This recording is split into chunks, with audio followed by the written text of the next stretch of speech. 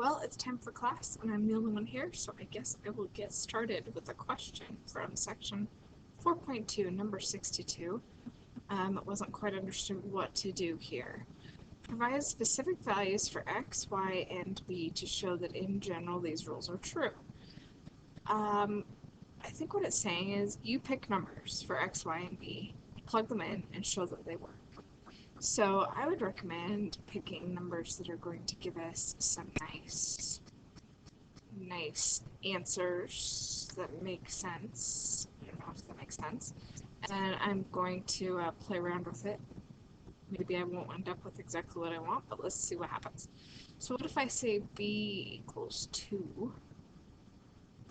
Then I would want powers of 2 here somehow. So what if I had like I don't know, we could do 4 and 8, right? 4 for x and 8 for y, except that that gives us a 12, which is not a power of 2. What if we do 4 and 2? We could do that, I guess. I don't know. I think this works. It's just not going to be pretty on this end. So, okay. Let me just go ahead and plug in these numbers that I picked instead of rambling.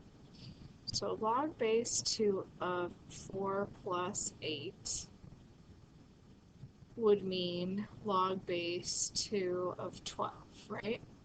So that would mean what power do we put on 2 to get 12? Well, 2 to the third power is 8, and 2 to the fourth power is 16. So it's got to be somewhere in between there, like maybe 3.5? I'm just guessing, but I could use a calculator to check that. Okay, now this is asking us to show that this is not going to be the same as the log base 2 of 4 plus the log base 2 of 8. Because the log base 2 of 4 is 2 squared is 4, so that's a 2. And the log base 2 of 8 would be 2 to what power is 8, so that would be a 3. So that would give us 5. And 3.5, which would be the power on 2 to get 12, is definitely not the same as 5. So yeah, 3.5 and 5 are not equal. So this is just showing how adding the numbers together inside of the logarithm and adding the logarithm separately is not equivalent, because that's a common mistake to make with these properties, forgetting that adding is multiplying and subtracting is dividing.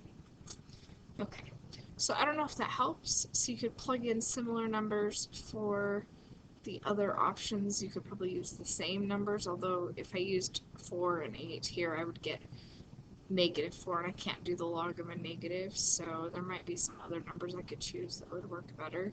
I could do like b equals 3, and x equals 27, and y equals 9, or something like that for this one. Let's try it.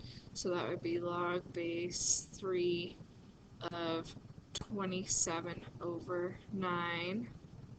So that would be log base 3 of 3, which equals 1, right?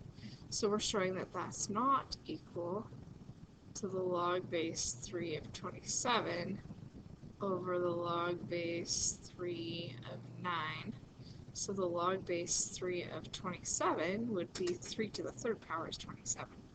And the log base 3 of 9 would be 3 to the second power is 9.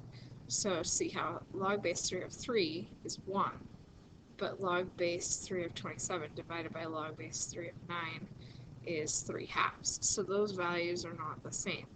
So dividing the numbers inside of the logarithm is not the same as dividing the logarithm separated. Hopefully that makes sense.